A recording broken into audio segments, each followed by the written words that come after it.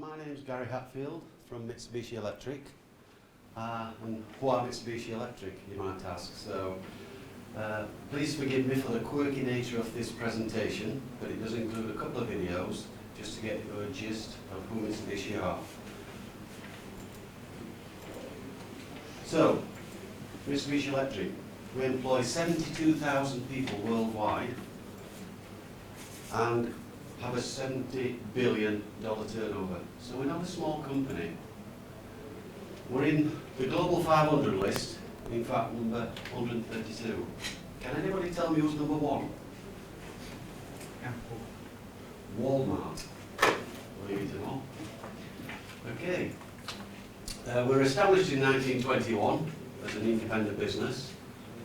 And in Europe, we do 2.4 billion euros of business every year. In the UK, 270 million pounds worth of turnover. Okay. The Mitsubishi Electric logo is probably one of the best known logos in industry today. So it's universally known, and it was started with two families in Japan that got together with their own personal logo, and hence the three diamonds. Where do we operate? Well, obviously, we're a global company. We operate out of our headquarters in Tokyo in Japan. In 71 countries, that's not agencies, that is headquarters. We operate in most countries in Europe, and that's our head office in the UK, at the bottom right. That's in Hatfield, in Hertfordshire. So, what do we make? We make PLCs, or the modern term nowadays is programmable automation controllers, packs. We make visualization products. For example, the big screen at the Emirates is a Mitsubishi screen. We make industrial robots, and there's one downstairs in the networking room, all working. Power monitoring products, as you can expect. We're not just in automation, we're in heavy industry too. Process machines, EMD machines, CNC machines, low voltage power distribution, variable speed drives and servos. Okay, so I'm just going to play a small video now that just gives you a flavour of where Mitsubishi are, and then I'm going to launch into the reason that we're all here today, and that's to discuss the impact on industry of automation downtime.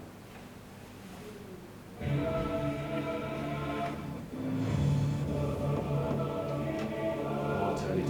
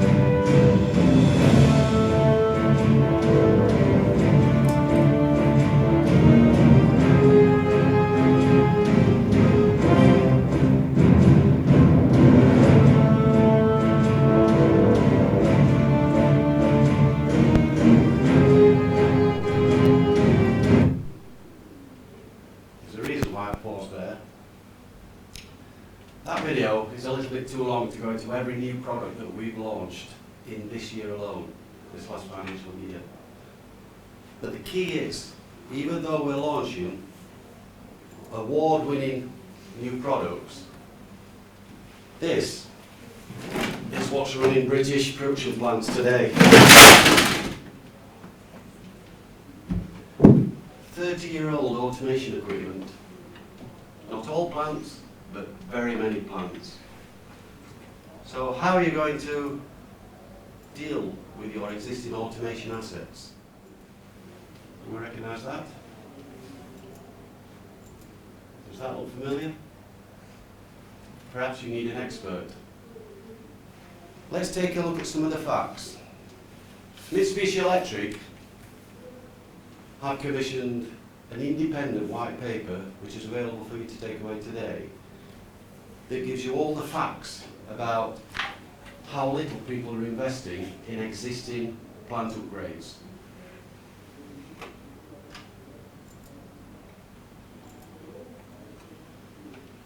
It says that for every £1 spent on automation equipment, that the investor might get £49 return. This is not just new equipment. This is equipment that's been operating for donkey's years. In Mitsubishi's case, sometimes 30 years.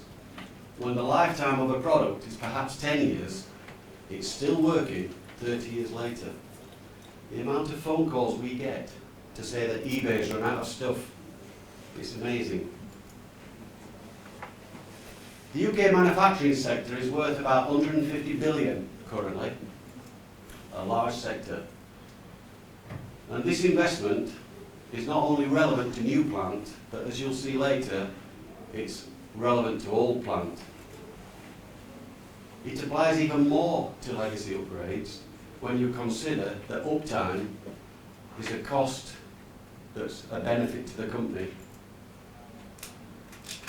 The industry we are particularly strong in, food and farms, is set to grow by 25% in the next 9-10 years. That's all very well, but trying to get that money out of customers to upgrade is sometimes quite difficult. There are barriers. There's a perceived inadequate return on investment. People don't believe the 50 quid return for every £1 spent. We need to unlock these barriers. These barriers need addressing. There's a UK skills gap. We all know that production lines usually have multi-skilled technicians. People rely more nowadays on manufacturers, engineers and manufacturing input and special services companies than ever before. There are stock gaps. Like I said, aged stock, eBay. There are problems with accessing funding. Just as a UK issue, 37% of companies are looking for government grants to help them upgrade. 36% are looking to people like me to support pricing, to support the process of upgrading. And 26% want the banks to give greater access to funds, which we all know has been quite difficult over the last 10 years.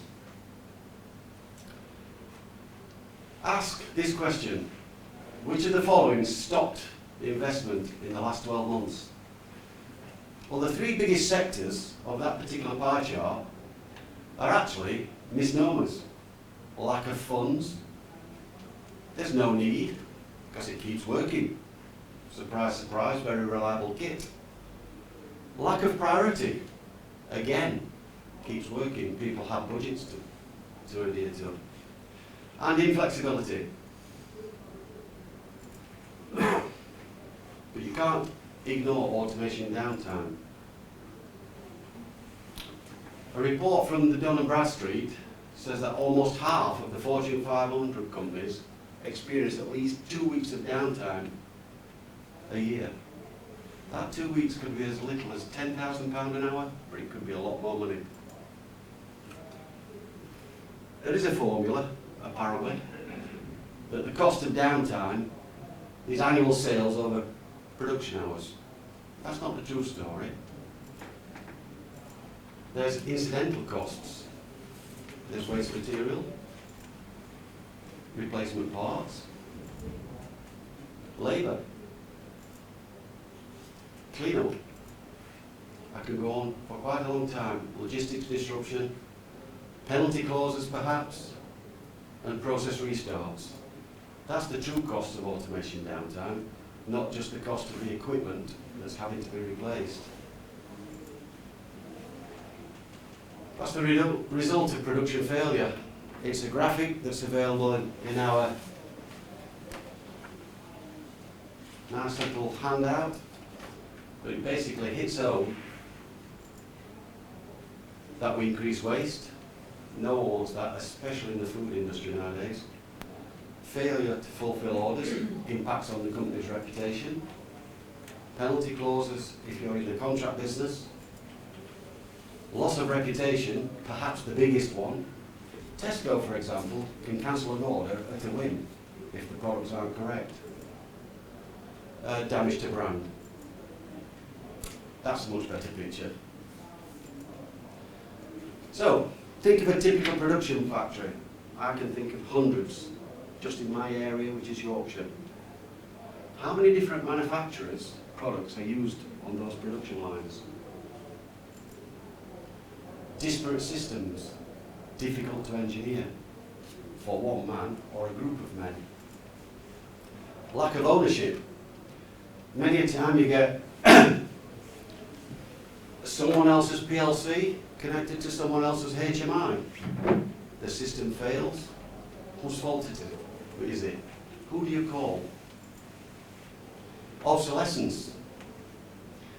Now the theme of this presentation shows how Mitsubishi address obsolescence, but it's a major concern. Especially now, we're entering almost the 30th year of mainstream automation systems. The high cost of multiple spares. I have Siemens spares on one shelf, Omron on another, Mitsubishi on another, Joe Bloggs on another. And the high cost of staff training. Staff must be jack of all trades at the moment, and generally speaking, master of none. If it were only that simple, one flavour, one manufacturer. Okay, so I've paused the question there. Perhaps we need a service contract. And this is a unique offering from a company like Mitsubishi. Why do I need one? Let's take software, for example. The entry level to people keeping up with their own vendor's software is massive. £3,000, £5,000, in our case, a few £1,000s. Licensing, it's moving towards annual licensing costs rather than a one-off purchase. Operating systems, there's software out there that don't operate on Windows 10 or won't operate on Windows XP, soon might not operate on Windows 7. And the backup of software assets. There are many factories out there that don't even have simple backups of their programs. Hardware. Asset inventory. What have we got? What's running our site? What's in the stores? Fully tested spares. We can offer a system that can test any manufacturer's spares and safeguard their production process. Obsolete migration provision. This is where we plan at the design stage for obsolescence. Just for example, a Mitsubishi PLC that's 30 years old, the program in that will run on the modern platform that we have down in the exhibition room. No questions asked. It will just transfer and run automatically.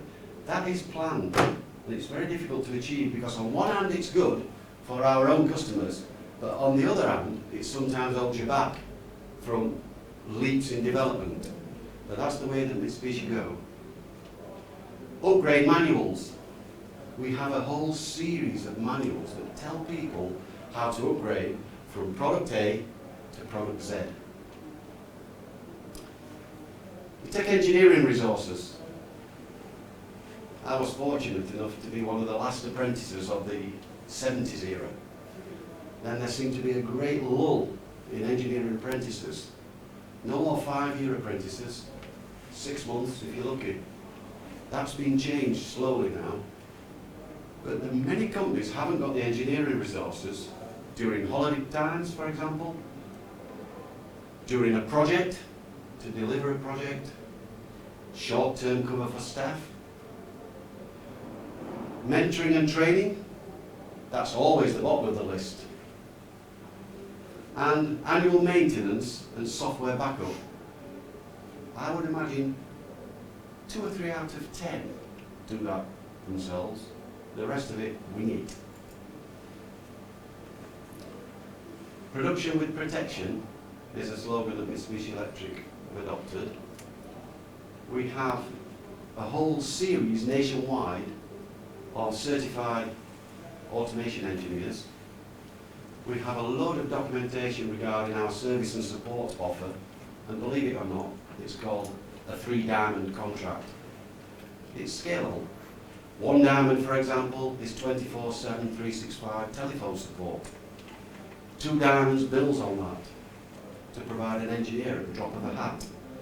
3 diamonds, you're quids in. And the price is scalable too. With 3 diamonds, we can put bonded stock of every manufacturer's product you have on your site, in your stores, and provide an engineer same day. Most manufacturers limit that to their own product. 2 years ago, we took a step back and said, we want to do it for all the company's products. So we can do multi-vendor support contracts, 24/7, 365 actually. There's a single point of ownership.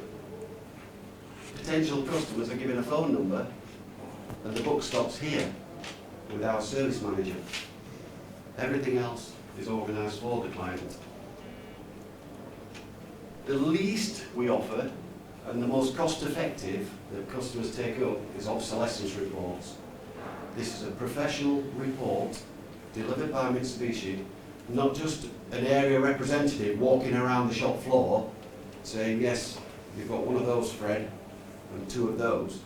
This is a proper obsolescence report for all the vendors' kit, and it gives a score like high alert, low alert, medium alert of whether products at risk. It reduces customers' risks. We also do managed upgrades. If I wanted to upgrade from that to the modern platform, I might not want to tackle it myself. We can manage that for them. We've got the tools, the software, and the reliability that the job's going to get done. So, what else could we do? We can gather production data, and you can probably see where this is going. Once gathered, we can do analysis on that production data and analysis on the downtime reasons. We've all heard of the phrase OEE, overall equipment effectiveness. We run a software system that can give clients that based on just one asset or a whole factory of assets. So the data is analysed in real time with real reports and is pushed to the relevant management strata. A tailored service for every client. We don't just do a blanket. The first step is to do a report for each individual client. That saves time, it saves cost of course. It improves machine availability. It improves system uptime, of course. It reduces the client's risk. The availability of spares is always there because at a price that can be factored into the equation. The minimum we try to propose is for a software inventory and backup of all their software. Now that could be a whole line controlled by a Main Street PLC. It could be a simple parameter list in a variable speed drive or a servo system. Again, we can provide engineers every hour of every day. And I keep re-emphasising this, we do multi-vendor support. We don't care if it's Siemens, Rockwell, Omron, Mitsubishi, we can support all products. That's because we've got a vast pool of engineering resource. In addition to that, we can do energy audits. It's a big thing nowadays, energy. We can tell you where you're wasting energy and also address your concerns and recommend, including payback periods, what equipment to put in. We can do bearing and motor monitoring. I was at a factory just recently in Scarborough where a great big 6-ton fan broke off the end of a motor shaft. It was a 350 kilowatt motor. It caused havoc within the housing. That's a £10,000 order now for bearing monitoring and motor monitoring. Mainly vibration, but we can provide that service. You would think it's nothing to do with Mitsubishi, but we can provide it. Harmonic mitigation surveys, we can do those too, where there is a large installed base of electronic equipment, we can mitigate against the reference or referral back into the mains of harmonic frequencies. Asset exchange scheme, I can put that on your shelf, you pay for it when you use it. If you get a breakdown, I can send that, no questions asked, and you pay for it later. Let's get the job done. Extended warranties. We're so confident about our product, we often give a 10-year warranty. Standard is 3 years on our own Mitsubishi product.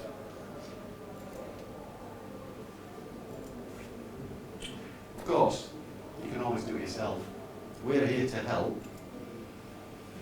We have migration guides that takes you to the nth degree of detail of how to convert an old product to one of our modern award-winning type products. Whether it be for servo, HMI, PLC, or whatever. All these literature and publications are freely available on our website. We also have software conversion tools. I said earlier that that particular device, the program, will run in a modern PLC with the aid of these developed software conversion tools. So that's the end of my short presentation. If there are any questions whatsoever, I'll be around in the networking room at lunchtime. So please feel free to contact me. Thank you.